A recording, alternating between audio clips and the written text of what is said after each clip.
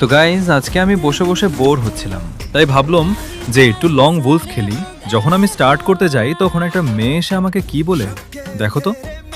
ওই নোবরা, তুমি long Wolf খেলছো? লং উলফ খেলতে পিছে দম লাগে, তুমি তো নোবরা। আমি এই মেয়ের কথা শুনে স্টার্ট করে দিই, তারপর তোমরা দেখো।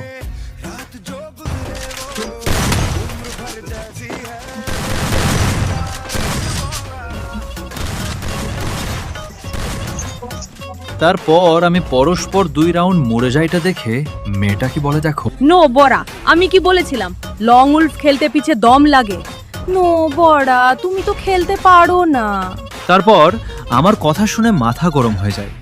তারপরে আমি কি মাঠটাই না দিই দেখো শুধু।